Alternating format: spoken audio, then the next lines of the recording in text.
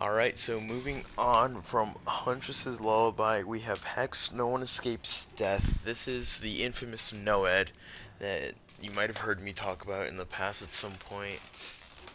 Now, NOED's a really controversial perk. It's one of those perks that people claim that killers need in certain situations, but I've always been against running this perk. Essentially what it does is whenever all 5 generators are done, excuse me, if there's a remaining dull totem, meaning that the survivors didn't cleanse literally every single totem on the map, or of course, if there's already 5 totems activated, then it won't activate.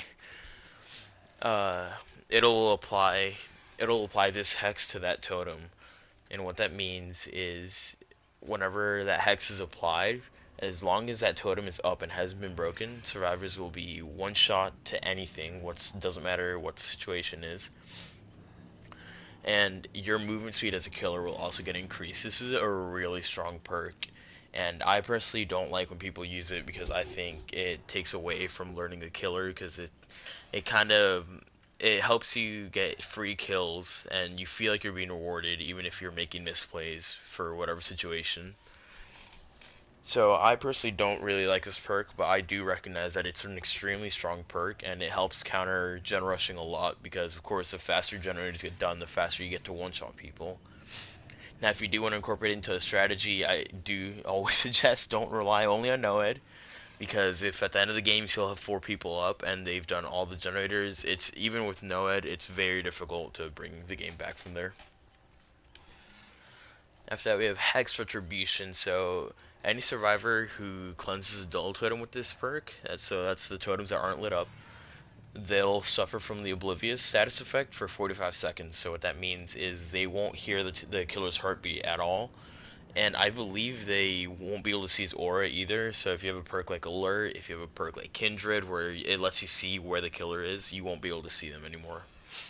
Now, on the other side, if you cleanse a lit totem, so any of the other totems when they're activated, then the auras for all the survivors will be revealed to the killer for 10 seconds. So essentially, it's very similar to barbecue in that whenever it gets activated, you can see everything on the map. Basically, if anything, it's better than barbecue when it comes to tracking because it doesn't have a minimum range you have to be from the killer. It can really hurt survivors in certain situations if they're either trying to hide or maybe looping. The killer that way can track where the survivor is going in the loop and be able to mind game them thanks to Hex Retribution. So at the end of the day, I don't really like this perk that much on its own. I think it works in a hex build when you have several hex totems as your perks, but that's always a risky strategy because of course if they break all your hex totems then you have no perks. Now Hex Ruin. This used to be probably the single most picked perk a few patches ago. What Hex Ruin used to do is it used to make it so that skill checks as a whole gave you less progress on a generator, but they've since changed that because it was more difficult for near survivors to play with. So what Hex Ruin does now is whenever it's up, it any generator, if it's being worked on, the moment somebody gets off that generator for whatever reason, whether they're just getting up to heal somebody, whether they accidentally let go of the button, immediately whenever they get off that generator, it'll start regressing as if you'd kicked it twice as fast as what it normally does. So if let's say you had to, if let's say if you kick a generator, you have to wait 80 seconds for it to regress normally. If that same generator at the same progress will take 40 seconds to regress instead of 80. It's a huge time saver if you can keep it up throughout the game, and it's really strong on killers that can patrol the map really effectively. Killers like Hillbilly, killers like Nurse, maybe even Spirit, and honestly, even on Legion, I think it's pretty solid. It's just a good choice for killers that have a lot of map pressure who can force people off of generators often. Then we have the Hex the Third Seal. This is a fun perk. It's it's very niche and it's very difficult to make it work consistently. So whenever the hex totem is up, any attack that any basic attack, so that's just a normal smack. Whenever you hit a survivor, they'll have the blindness status effect, meaning they won't see any auras at all. So similar to Oblivious, except not only won't not only will they not see killer auras, they won't see generator auras or hook auras if they're using a map. They won't see other survivor auras. So until this totem is broken, whoever you smack normally just has zero way of knowing where people are around the map, unless of course they see them directly. Now, something to know about the third seal is whenever you hook somebody, they will still see that little bubble that pops up around the hook, so they'll know where the hook is. They just won't see them after the fact. So if they miss where the bubble is, they won't know where the person is hooked at all. Same thing goes for exit gates and generators that are completed. They'll be able to see the bubbles that come up for those. Now, Infectious Fright. This is up there for one of my favorite perks. It's extremely fun to use, and it's extremely effective as well. Whenever you down somebody with pretty much any means whatsoever, for the people will scream in your heartbeat range. Now, it does say 6 seconds on the it does say 6 seconds on the perk description, but that 6 seconds doesn't really mean much. That's just how long their scream bubble pops up for. What Infectious Fright lets you do though is it lets you snowball pressure really effectively. I've talked about it before, and snowballing is just something you need to keep in mind when you're playing killer. There are situations where you want to hook people, and there are situations where you want to leave them on the ground, because both do different things in terms of the game, and generally slugging is the best way to snowball pressure so that you can get more and more pressure stacked on top of itself, so that you can make sure that survivors aren't putting pressure on generators, so you have time to go find somebody else, go chase somebody else, and Infectious Fright is great for that. Even if you don't hear anybody scream with it, that's also really helpful. It means that there's no one nearby. You know that you don't have to check the immediate area around you for survivors once you hook the person, if you decide to. But of course, Infectious Fright, as I said, the snowballing pressure mechanic just lets you slug so effectively with it. You can down somebody with Infectious, hear somebody else scream, and immediately you can go ahead and chase them. And you can be putting pressure on more than one survivor at a time. Of course, when you chase a survivor, only that one survivor has any pressure on them. But when you down somebody and leave them down, then go start chasing somebody else, that means you're putting pressure on three survivors at once. You have one on the ground, somebody going to help pick up the guy that's on the ground, and then somebody you're chasing. That's similar to what happens when people are on a hook. But of course, when you hook people, it takes a lot of time. So Infectious Fright lets you know when to slug and when to hook people. Insidious is a very mean perk. What Insidious does is whenever you stand still as a killer for 2 seconds at rank 3, you become undetectable, meaning you have no heartbeat range, meaning you have no red stain, that red light that appears in front of killers. It doesn't actually make you invisible. You might look at the description and think, oh, this might make me invisible. No, you're still perfectly visible. You just have no tear radius and no red stain. So this is really good for camping people. There's been attempts on throughout a lot of streamers, a lot of YouTubers, trying to make this work in other situations, trying to maybe punish somebody for going really aggressive, trying to come back to a generator that you've just kicked or something like that. But mainly Insidious is used for camping. You see it a lot on people like Leatherface or Hillbilly, where they have one-shot downs and they'll just hook somebody and then get around the corner, stand perfectly still, and until they hear that unhook, they'll just stay there. And whenever they hear the unhook, of course, they can turn the corner and go one-shot whoever did the unhook. So it really is a mean perk in that there's very little counterplay to it. The only counterplay to it is survivors running Kindred, which would let other survivors see where the killer is if they're within 16 meters of the hook. But at the end of the day, Insidious is mostly used just to be a bit of an asshole. Iron Maiden is an extremely underwhelming perk in all serious or in all honesty rather. Now you do open lockers 50% faster. This applies to Huntress too when she's reloading. So Iron Maiden you usually see on a Huntress because it lets you reload faster, lets you make sure you can stay in the chase as fast as possible while you're reloading during a chase. But of course, as Huntress, you don't want to be reloading during a chase, so already that kind of loses some of its value. And of course, you shouldn't be checking lockers too much anyway. Opening and closing them 50% faster doesn't really help you in checking around. I mean, I guess it does make you check 50% faster, of course, but you shouldn't be checking that many lockers anyway, so at the end of the day, it's not really worth it. Now, on the other hand, Iron Maiden also has an effect where for 15 seconds after somebody leaves a locker, they'll be one shot to you. So, if somebody, for example, tries to hide in a locker to counter barbecue and chili, whenever they get out of the locker, they'll scream and they'll also be one shot. So you'll know where they are more or less, and if you can get there in time, you can just take them out really easily. This is also effective on killers like Hillbilly, um, Leatherface, Nurse. Those are killers that people tend to hide in lockers against. Even Doctor, people tend to hide in lockers against those killers, and they can take a lot better advantage of the one-shot ability as compared to the Huntress, who only really gets value out of the reloading faster. Nurse and Hillbilly can get there really quickly uh, once they hear the locker scream. The Doctor can shut down any vaults or pallets that the survivor tries to run to while they're one shot. And while Leatherface, people just tend to go against into lockers against Leatherface to try and counter his chainsaw. So this just makes it so he has an easy one shot. Lightborn, oh man, this perk, this perk is not good at all. So what Lightborn does is basically give a big middle finger to flashlights.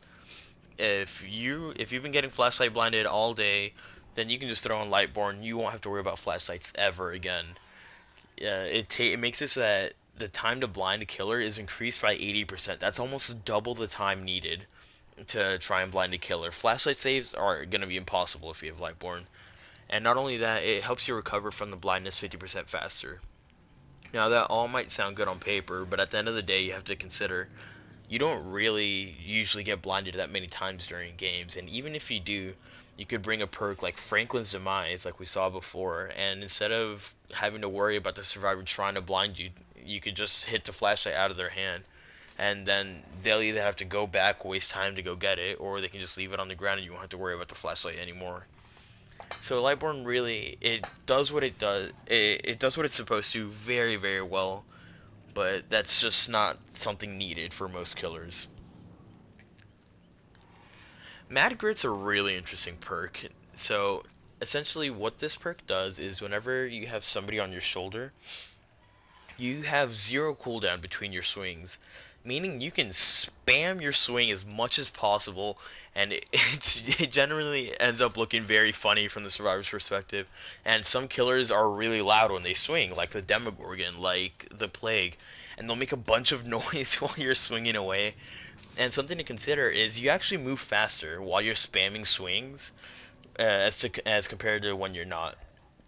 So if you really want to set up for like a basement play, for example, Mad Grit would be great. You could run that with something like Iron Grasp and Agitation, and you could basically go from one side of the map to the other if you have somebody on your shoulder before they can wiggle off. Now on top of that, Mad Grit also makes it so that whenever you hit anybody and you have someone on your shoulder, that person on your shoulder will have their wiggle timer paused for 4 seconds. That means that's 4 seconds that they can't wiggle, and you can just be walking to any hook you want. If you get hits with someone on your shoulder while you have Mad Grit, there's basically zero reason you shouldn't make it to a hook. Now, coming up next, make your choice. I like this perk a lot. I think it's a really strong one, especially for high mobility killers, like I was saying before, something like Hillbilly or Nurse. Although generally, I don't really like running on Hillbilly because he does have his own one shot. But anyways, whenever whenever you're 32 meters away from the hook, very similar to Devour Hope, just 4 meters further out.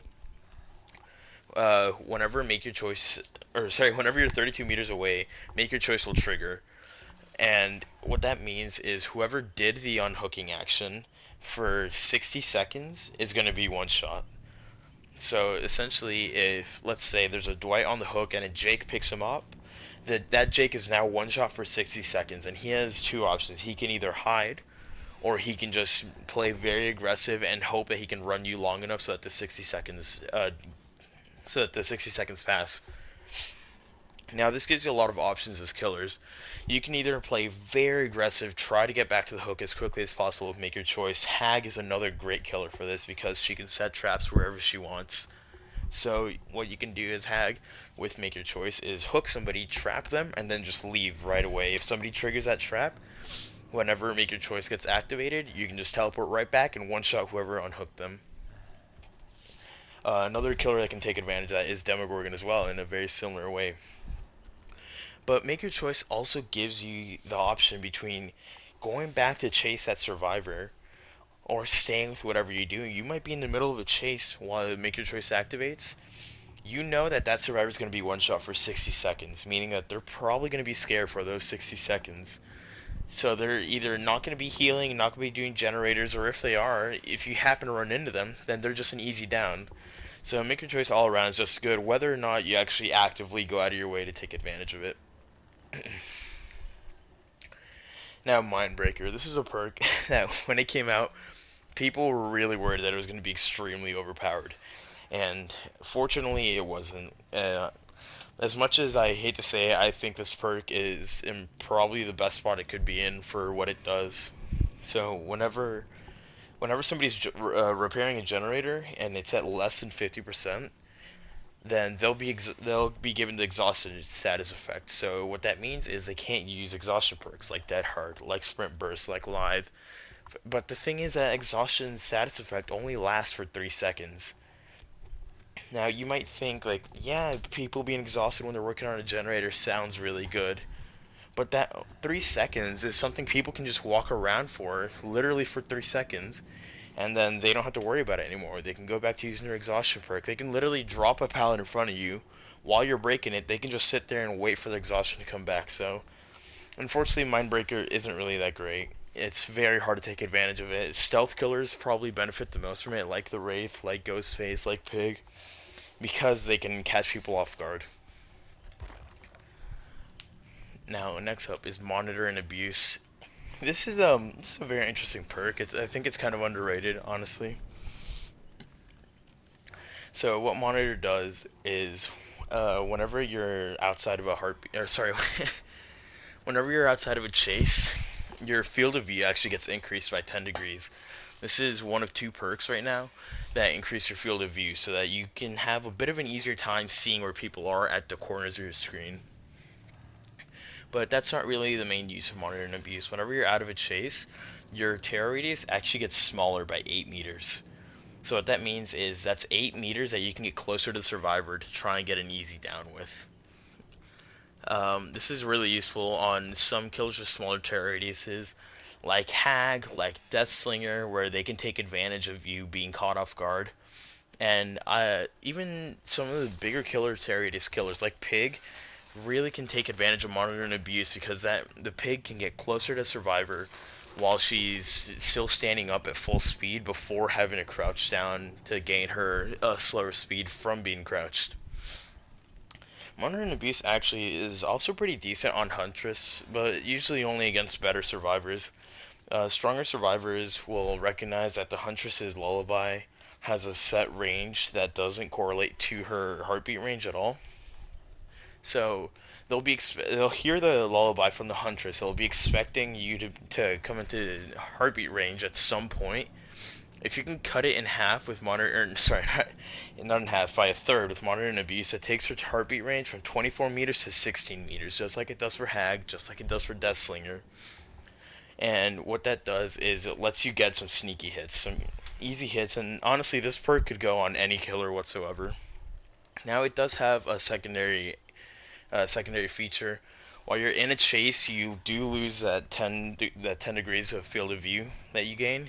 So your screen will just go right back to normal while you're in a chase.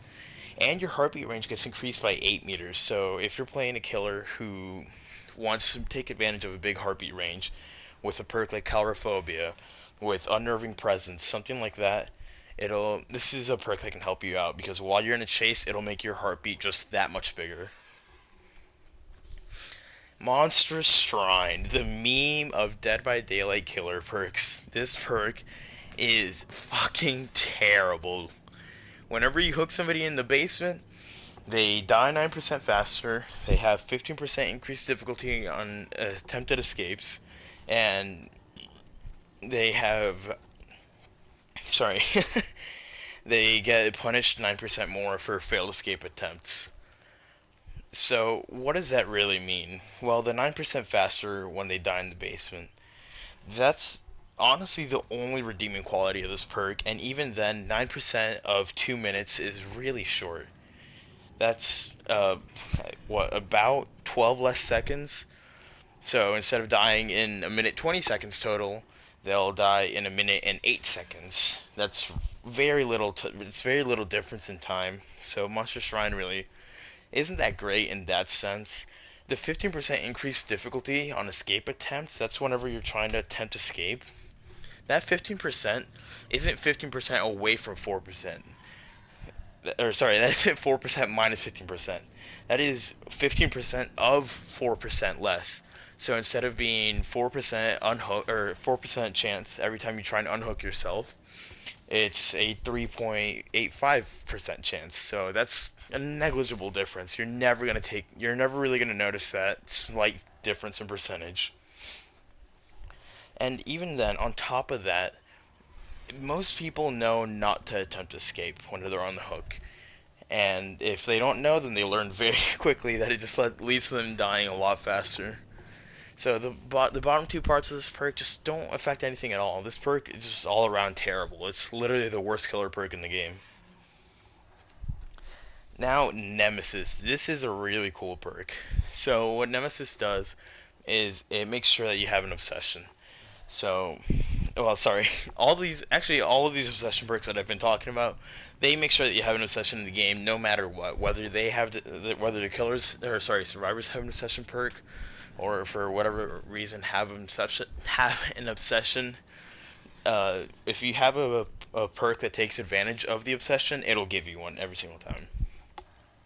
So what Nemesis does is whenever you stun the killer, whether that's head on or a pallet, or I believe even blinding the killer works as well.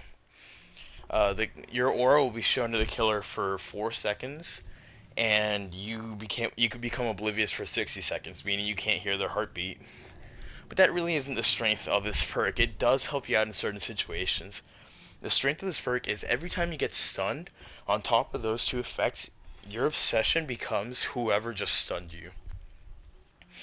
So what that lets this perk do is it lets it combo with other perks that rely on having the obsession or rely on you chasing the obsession. Perks like save the best for last. If you accidentally kill your obsession, you can use Nemesis to get a new one. Perks like remember me, same thing. If you kill your obsession, you can use it to get a new one. Rancor, you can actually mori several obsessions if you can pull it off. And, well, of course, the most famous use of Nemesis is with Play With Your Food. Now, what Play With Your Food does, essentially, is if you lose your obsession, you move faster. And with Nemesis, you're gaining an obsession over and over again. So you can keep gaining stacks for Play With Your Food and move faster and faster throughout the map. Now, Overcharge. This perk kind of sucks, too. It's one of those perks that's good against newer survivors and against more experienced survivors. It barely ever gets any value.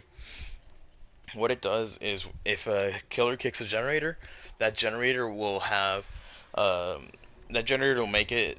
Sorry, that killer will make it so that the generator has a slightly very difficult skill check to hit when it comes back up.